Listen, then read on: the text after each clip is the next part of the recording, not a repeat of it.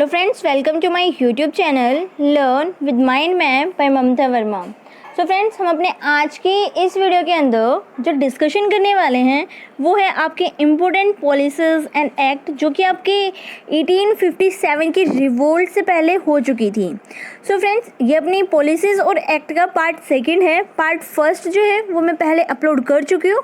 So first of all आप उसको ज़रूर देखिएगा, उसके बाद सेकेंड पार्ट पे मूव कर लेना। सो फ्रेंड्स, जो अपना कंप्लीट कोर्स है ये यूपीएससी, ईपीएफओ प्लस एसएससी की जितने भी एग्ज़ाम्स हैं, दैट मीन्स जो कि एसएससी कंडक्ट करते हैं जितने भी एग्ज़ाम्स को, उन सब एग्ज़ाम्स के लिए जो कंप्लीट कोर्स है ये सफिशिएंट है।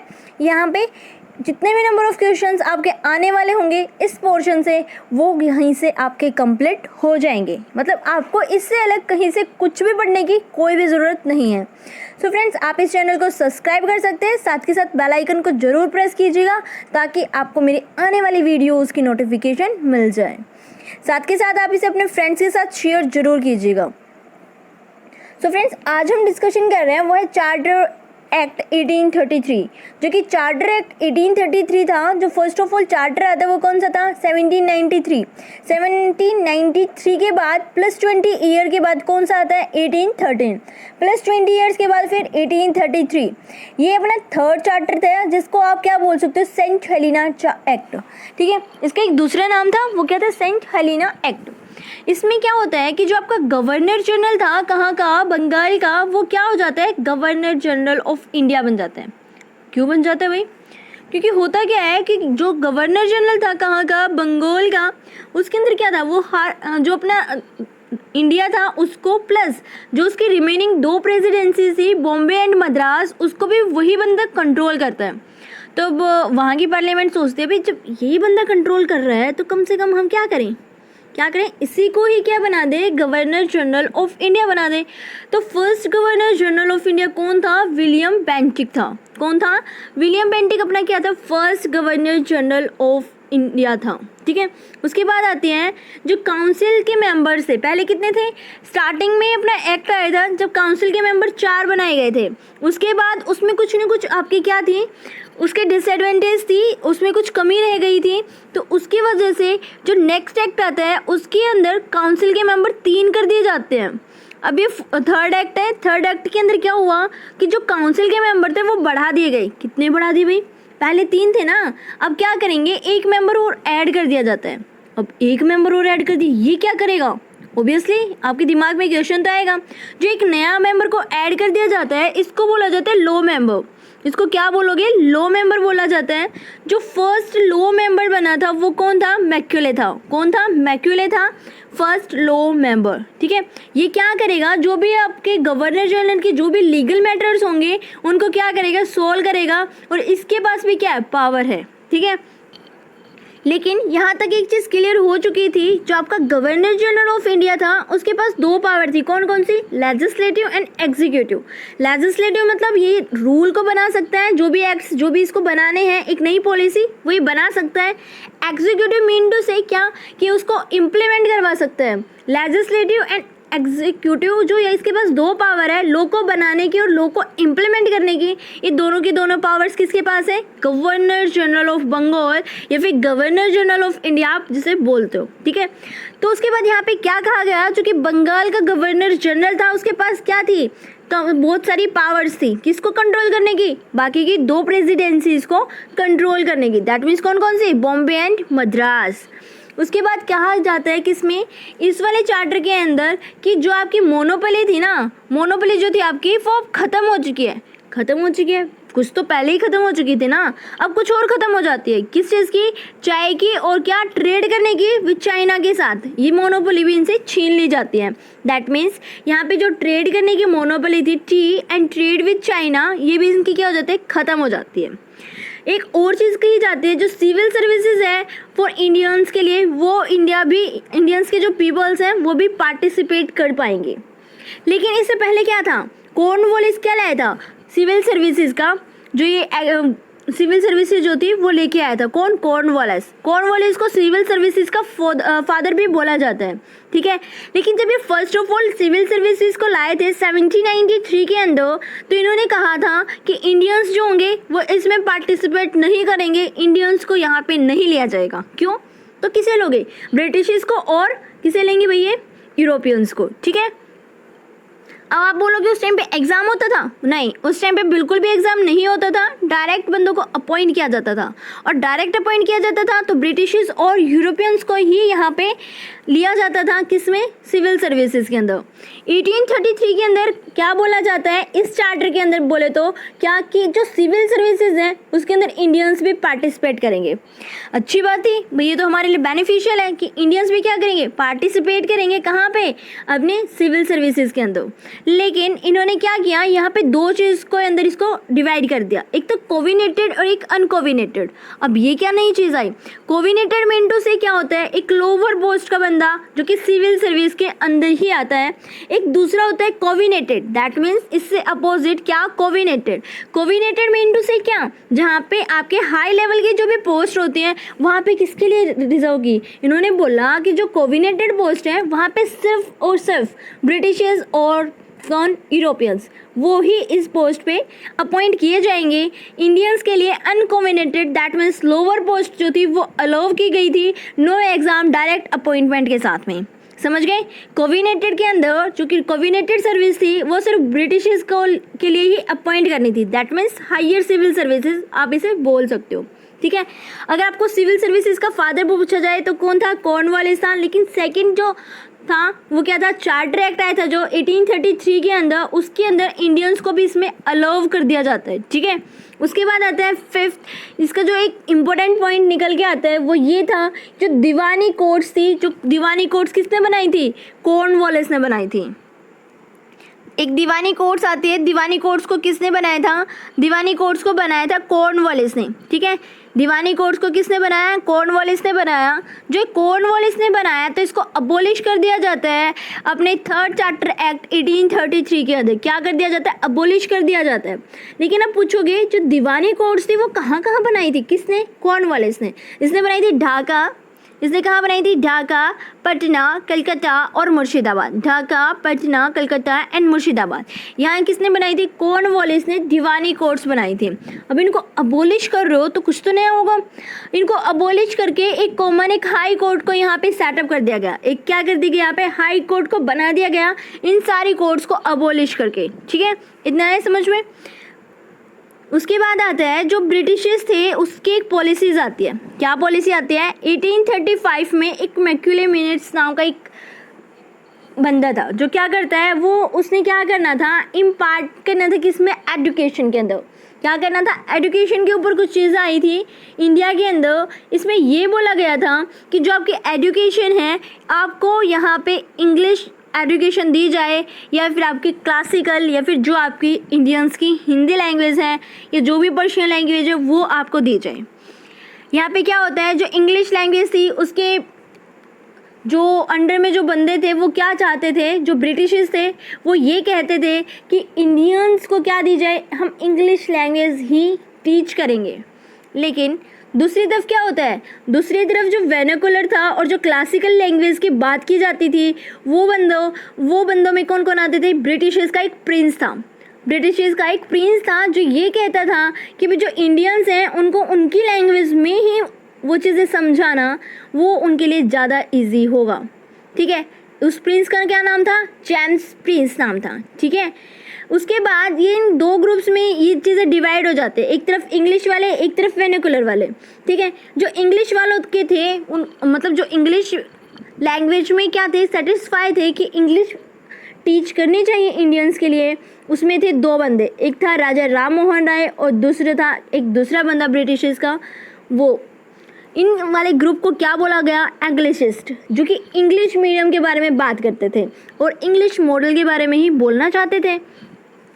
जो कि एंग्लिस्ट एक का एक कंसेप्ट था, उन्होंने क्या किया कि जो एजुकेशन है वो बेस होनी चाहिए किस पे, एक प्योरली इंग्लिश पे, और या फिर मॉडल इन इंग्लिश मीडियम, जो भी उसके मॉडल होंगे वो इंग्लिश मीडियम में होंगे। दूसरी तरफ तो कौन था, वर्नाकुलर और क्लासिकल लैंग्वेज के बारे में जो बोलता था, उनको क्या बोला गया, ओरिएंटलिस्ट कॉन्सेप्ट। ओरिएंटलिस्ट के अंदर क्या बोला गया कि आपके पास दो कंसेप्ट है कि आप या तो क्लासिकल लैंग्वेज को सीखो या फिर वेनाकुलर लैंग्वेज को।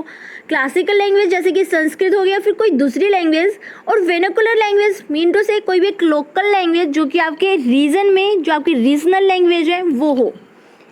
तो दोनों के अंदर क्या हो जाते हैं, कन्फ्लिक्ट्स हो जाते हैं, दोनों के अंदर बहस होती है, डिबेट होती है। लेकिन इस डिबेट के अंदर जो इंग्लिश मीडियम के बंदे थे वो यहाँ पे जीत जाते हैं, और जीत जाते हैं तो वो क्या करते हैं, अपने अकॉर्डिंग चलेंगे भाई, ठीक है। लेकिन इस चीज़ पे बहुत सारे इश्यूज आते हैं कि भाई कोई भी इंडियंस है अगर उसे लो लेवल की या फिर जो कि उसकी नॉर्मल लैंग्वेज है अगर वो नहीं आप कराओगे तो आप उसे इंग्लिश मीडियम कैसे टीच कर पाओगे, ठीक है।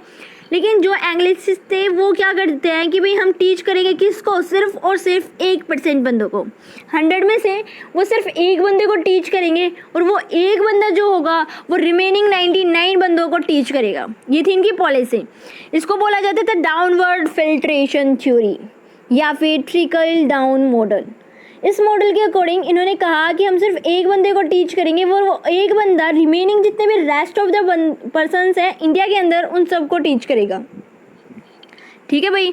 लेकिन जो इनका ये एक्ट था ये भी क्या हो जाता, फेल हो जाता। और फेल क्यों हुआ, क्योंकि यहाँ पे डायरेक्ट क्या ले जा रहे थे, हाई लैंग्वेज की तरफ मूव कर रहे थे। लेकिन जब को किसी को लो लेवल की लैंग्वेज जो उनकी सीनियर सेकेंडरी लेवल एजुकेशन है वो नहीं दोगे तो वो हायर पे नहीं जा सकता ना। तो डायरेक्ट हाई एजुकेशन पे जाते हैं तो वो हायर एजुकेशन इनके लिए क्या हो जाते हैं, गलत साबित होती है। और गलत साबित होती है तो होता क्या है, जो 1% बंदों को टीच करने के लिए कह रहे थे वो सिर्फ और सिर्फ ये रिच फैमिली के जो भी बच्चे थे, जो भी बंदे थे उनको टीच करने के लिए बोल रहे थे।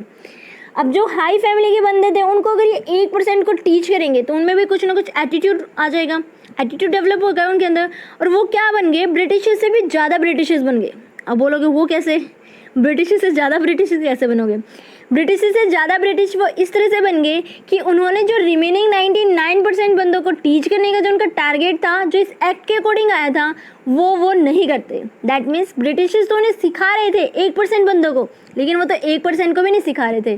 दैट मीन्स वो अपने आप को सिर्फ ब्रिटिशर्स की तरह चलना, ब्रिटिशर्स की तरह बोलना, मतलब हर चीज़ वो वैसे ही करते, लेकिन उनके अंदर इंडियंस के लेके मतलब वो नहीं था कि एक वो उन्हें आगे बढ़ाए, उन्हें वो चीज़ें सिखाए, नहीं, उन्होंने ऐसा नहीं किया तो इनका क्या होगा, ये वाला एक्ट भी फेल हो जाता है। अगर ये वाला एक्ट भी फेल हो जाता है तो क्या करेंगे, एक नया एक्ट लाएंगे भाई, नया एक्ट लेके आएंगे। तो वही बात है, नया एक्ट लाएं, लेकिन नए एक्ट से पहले कुछ ना कुछ ऐसी चीज़ें भी होंगी जो इनके लिए कुछ ज़्यादा मुसीबत बनेंगी। किसके लिए, आगे जो रिवोल्ट्स होने वाला है, कौन सा, 1857 का। क्या इश्यू बना, 1837 के अंदर क्या होता है, 1833 के अंदर अपना जो था वो चार्टर आया था, उसके बाद 1837 के अंदर एक चीज़ बन जाती है। क्या होती है भाई, ये क्या करते हैं, जो पर्शियन लैंग्वेज थी, जो मुस्लिम्स थे, जो उनके पर्शियन लैंग्वेज थी, उसको रिप्लेस कर देते हैं इंग्लिश के अंदर। दैट मीन्स ऑफिशियली लैंग्वेज को चेंज कर दिया जाता है पर्शियन से, कहाँ पे, इंग्लिश लैंग्वेज के अंदर। अगर इंग्लिश लैंग्वेज के अंदर उन्हें चेंज कर दिया जाता है तो जो भी बंदे वहाँ पे जॉब करते थे, जिनको पर्शियन आती थी, इंग्लिश नहीं आती थी, उनकी क्या हो जाएगी, जॉब चली जाएगी।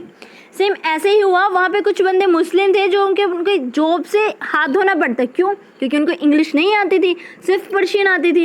अगर वो अपनी जॉब से हाथ धोते हैं तो वो क्या होगा, उनके अंदर गुस्सा आएगा तो वो क्या करेंगे, पार्टिसिपेट करेंगे 1857 के रिवोल्ट के अंदर।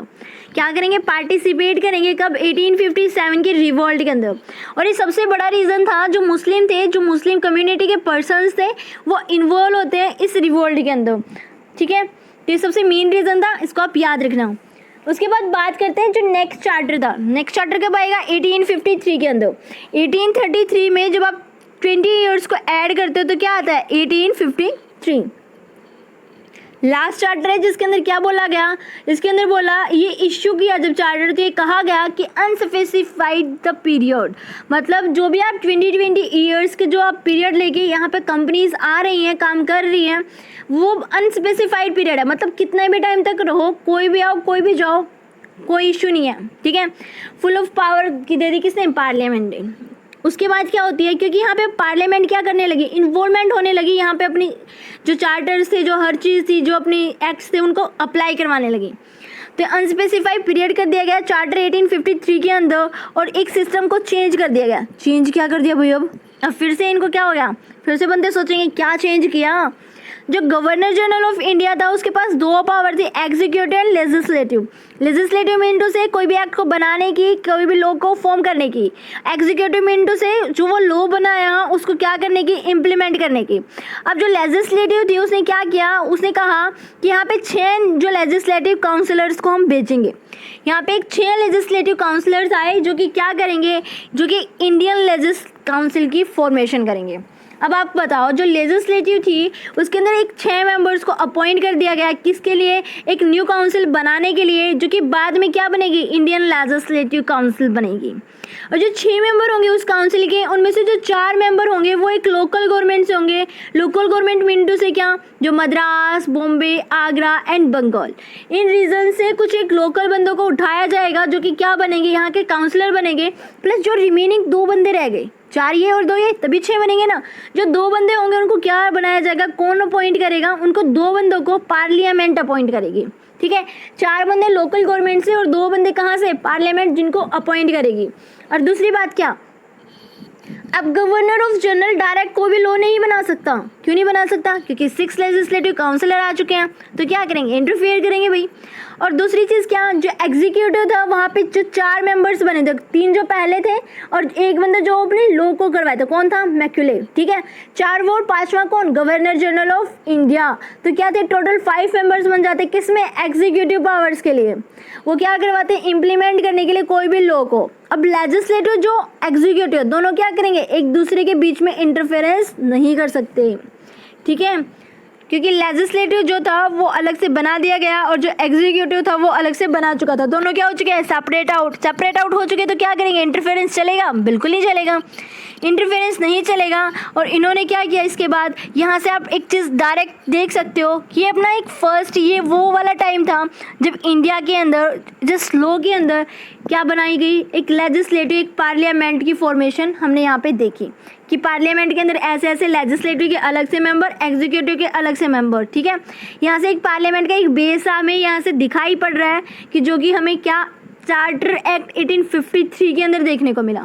ठीक है, इसके बाद जो यहाँ पे इम्पोर्टेंट चीज़ थी वो ये थी कि यहाँ पे एक ओपन कंपटीशन होना स्टार्ट हो जाता है सिविल सर्विसेज के लिए, for all of the Indians के लिए। ठीक है, यहाँ पे कोई भी जो इनके बोला गया था, क्या बोला गया था भाई, कि जो आपकी लो लेवल की जॉब होंगी वो कौन करेगा, इंडियंस के लिए, जो हाई लेवल की होगी वो ब्रिटिशर्स के लिए।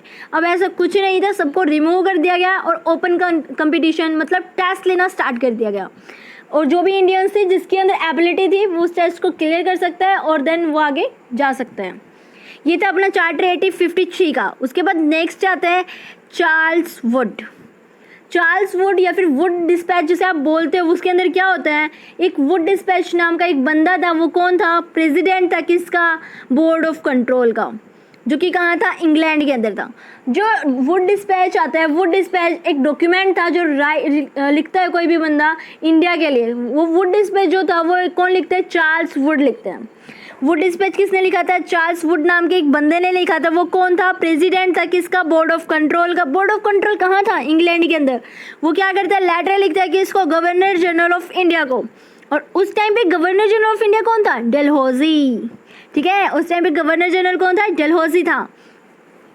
वुड डिस्पैच, चार्ल्स वुड क्या करता है, एक लेटर लिखता है। चार्ल्स वुड कौन था, प्रेसिडेंट था कहाँ का, बोर्ड ऑफ कंट्रोल का। वो लेटर लिखता है किसको, गवर्नर जनरल ऑफ इंडिया को। गवर्नर जनरल इंडिया कौन था, डलहौजी था उस टाइम पे।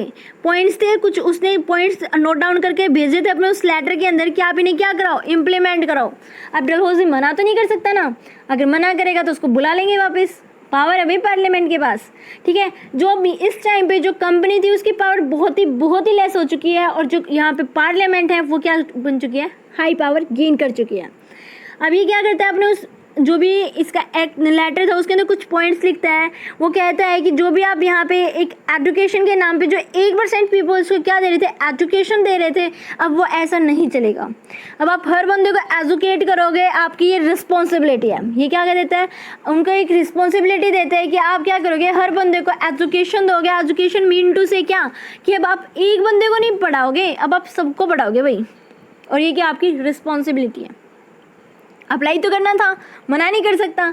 लेकिन यहाँ पे क्या हुआ कि जो ये इसने कहा कि आप ऐसे ऐसे पढ़ाओगे, तो इन्होंने एक चीज़ आती है यहाँ पे कि जो ये पॉइंट्स यहाँ पे हायर सेकेंडरी की यहाँ पे ज़्यादा बात नहीं होती है, हायर इंग्लिश और सेकेंड में वर्नाकुलर, यहाँ पे जो दो लैंग्वेज थी इन दोनों के बारे में बात होती है, लेकिन एजुकेशन जो होनी देनी थी वो तो क्या थी, रिस्पॉन्सिबिलिटी बन चुकी थी किसकी, डलहौजी की। सेकेंड क्या कहते हैं कि आप टेक्निकल कॉलेज को ओपन करो कहाँ पे, फर्स्ट ओपन किया रुड़की के अंदर 1854 के अंदर, जो आज के टाइम पे आईआईटी है। रुड़की 1854 के अंदर आईआईटी जो आज के टाइम पे है। सेकेंड कॉलेज बनाया गया Pusa institute agriculture and science, Pusa institute agriculture and science, जो कि बिहार 1854 के अंदर ही ओपन होता है। लेकिन बाद में कुछ ना कुछ यहाँ पे चीज़ें चेंज होने की वजह से, कुछ इन्वायरमेंटल इश्यूज होने की वजह से इसको क्या कर दिया जाता है, दिल्ली के अंदर शिफ्ट कर दिया जाता है। ठीक है, अगर आप आज के टाइम देखोगे तो दिल्ली के अंदर क्या, Pusa institute agriculture of science. ठीक है, ये टेक्निकल कॉलेज को यहाँ पे ओपन कर दिया गया, और साथ के साथ उसने क्या किया कि आप यूनिवर्सिटीज़ को भी ओपन करोगे। यूनिवर्सिटी को ओपन करोगे कहाँ कहाँ, कलकत्ता, बम्बे और मद्रास, यहाँ पे क्या की गई, यूनिवर्सिटीज़ को ओपन कर दिया गया। कब, 1857 के टाइम पे। 1857 के टाइम पे यहाँ पे क्या हो गई थी, यूनिवर्सिटी रन करने लग गए थे। अब यूनिवर्सिटी रन करने लगी हैं, अब इन्होंने क्या कहा, जो टीचर्स थे अपने क्या करोगे, उन्हें भी आप ट्रेन करोगे। अब टीचर को ट्रेनिंग देनी, भाई क्या बोलते हैं उसको, आज के टाइम में हम उसे बीएड कहते हैं। That means teacher training program को इस टाइम पे स्टार्ट कर दिया गया था। अगर बोले बीएड